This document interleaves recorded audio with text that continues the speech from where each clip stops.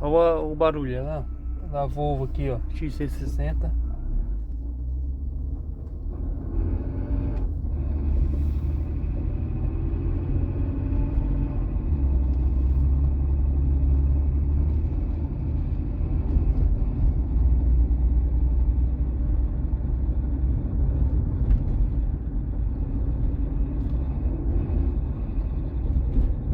Parece que tem tipo um tucho descarregado.